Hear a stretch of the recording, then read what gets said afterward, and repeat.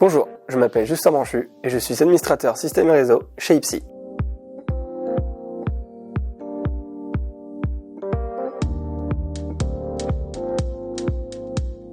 Aujourd'hui, il est important de sécuriser ces infrastructures informatiques afin d'éviter tout type d'attaque. Pour cela, il existe plusieurs types de sécurisation comme le chiffrement des données, la sécurité du réseau et la sécurisation des accès. Dans cette vidéo, nous allons voir les 3 services qui permettent de sécuriser son architecture cloud indépendamment des systèmes d'exploitation.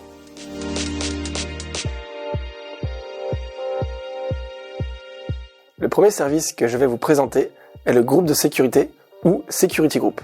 Ce service est rattaché à vos instances ou bases de données. Il aura pour rôle de contrôler le trafic entrant et sortant de chaque machine à laquelle il sera affecté. Vous pourrez le paramétrer en fonction de vos applications et des ports utilisés par vos machines. Ainsi, elles seront accessibles sur votre réseau et à vos utilisateurs. Le groupe de sécurité est l'autorité de contrôle pour toute communication vers les machines qui sont attachées à lui. Prenons un exemple dans la vie de tous les jours. Je souhaite rentrer dans un événement qui n'est accessible que par réservation en liste. Si mon nom est dans cette liste, alors je suis autorisé à rentrer. Si ce n'est pas le cas, je ne peux pas y accéder. C'est le même principe avec ce service. Attention, si vous n'attribuez pas de groupe de sécurité à votre instance, elle sera affectée directement à un groupe par défaut. Le groupe par défaut autorise souvent tout le trafic entrant et sortant. S'assurer de la bonne attribution de groupe est important si votre instance est directement visible sur Internet.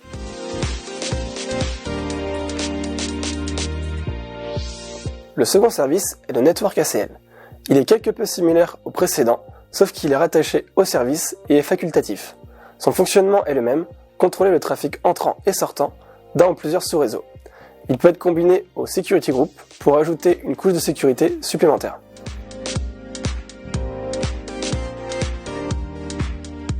Le dernier service est le Web Application Firewall, dit WAF. Celui-ci est différent des deux autres puisqu'il va protéger nos applications web et API contre les attaques. Il garantit que la sécurité et la disponibilité des serveurs HTTP ne sont pas compromis. Nous avons la possibilité d'attribuer des règles prédéfinies par l'opérateur. Dès qu'il aura détecté une attaque, il va envoyer une alerte sur le type d'attaque, tracer l'attaque avec toutes les informations qu'elle possède, comme l'heure et le détail de la requête, bloquer l'adresse IP en fonction des règles que vous avez définies.